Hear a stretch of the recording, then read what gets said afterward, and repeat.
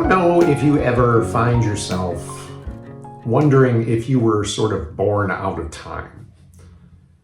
If maybe you missed the place where you should have been born, the window, the time period, that you feel like everything about the now is wrong, and you think you would have thrived if you would have been from a different decade, a different era.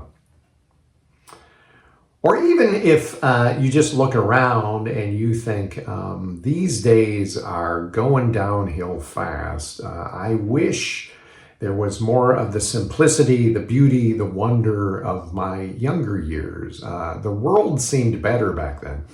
There are so many people I talk to who are kind of past their middle-aged years, and believe me, I'm getting there, where we tend to talk like the days, the times, the world that we lived in back when we were young were so much better than they are now. And there's some wonderful sociological questions wrapped up in that.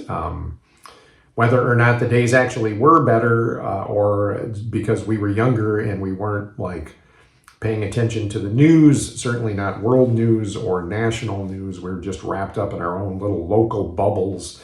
And we also didn't have as much information access as we did back then. Maybe the days really aren't any better or worse. Maybe we just know more, and that knowing is causing an incredible amount of stress and anxiety in our lives. I don't know the appropriate answer to that. I just know that, yes, indeed, I resonate, maybe you do as well, with the idea that I wish I could go back to some of these times, some of these days, even some of these people who seemed like the world was more ordered and people were wiser and made better sense out of things. If that's you, or if you resonate with that in any way, I am going to recommend the film Midnight in Paris. It is a very whimsical look at someone who feels like they are out of touch in the present, but they have an incredible romantic pull towards the past. Owen Wilson plays a character who is visiting Paris with his girlfriend at the time. I believe they are fiancés at the time. And they're planning for their life ahead. There are so many red flags and so many things wrong. But Owen Wilson is very optimistic and almost blindly optimistic to the problems. But he has this insatiable appetite for the romantic periods of the past, particularly as they occurred in Paris. And when he can't get his fiancée or her family, who are also with them, to sort of connect in those sorts of ways, he ends up going off on his own late at night and finds a kind of portal into the past and connects with so many artists and literary heroes of his. And he ends up whittling away night after night, hanging out in a different era. And he can't explain it to the people in the present. He can't get them to not only believe him, but even desire some of the things that he desires. But he's convinced that the past was better, and it would be better for him if he would have lived then. And there's actually kind of a tipping point in the story where he has to make some decisions. Is he more suited to live in the past or in the present? Now, he becomes more aware, the more he lives in the past, of the problems of the present. And yes, how unsatisfactory the present actually is. But maybe the past can help us understand the problems and be the better version of ourselves in the present. Maybe going back to the past isn't the answer. And even the past itself, as well as the people who lived in the past, they have their own problems, and they're even hoping for a different, better set of circumstances and time periods. That to me was simple, it was beautiful, it was profound, it was wise, it was delicate, it was whimsical, it was fantastical, and it reminded you of just the beauty of more of these romantic views of life.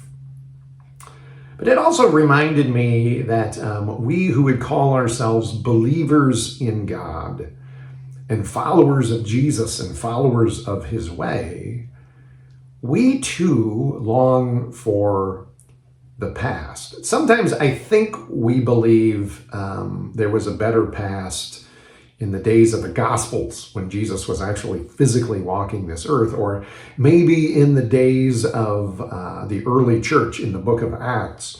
The problem is, if you read those narratives closely enough, you recognize they had a lot of their own problems and a lot of their own dysfunction. The time period itself wasn't really that much better. So maybe people back then wished they lived in the days before exile, and the people back then wished that they lived in the days of Moses and the wilderness wanderings and all of the miracles. Maybe the people back then wished that they lived in the days of the patriarchs.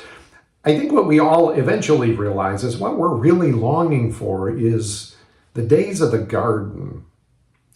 Before there was sin, before there was brokenness, before there was fallenness and all of its consequences. It doesn't matter which period you pick after that, they're all equally broken. And yes, there are some periods that are slightly better than others, but they don't seem to last very long. And we eventually have the same human fallen problems that we have in our own day.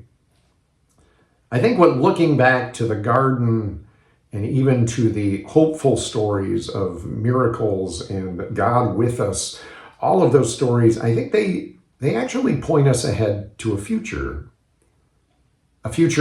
where we will have some of that same beauty and intimacy with God that we had in the garden. And the way the scriptures talk about this is about the New Jerusalem.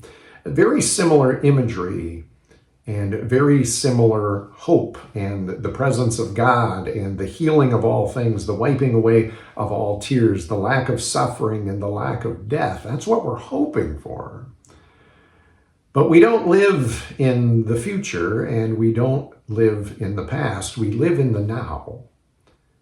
And I think if there's something that Midnight in Paris can teach us, it is if you hold on to that same romantic vision of the past, even with all of its flaws, if you were really to live in the past, it helps better equip you to be hopeful and faithful in the present.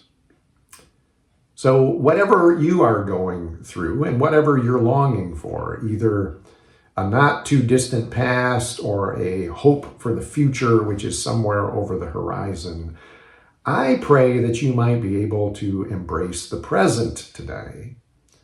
And in doing so, you might be able to live with the hope and the miracles and the power and the promise that better days are indeed coming, and that is reason enough to live faithfully right now.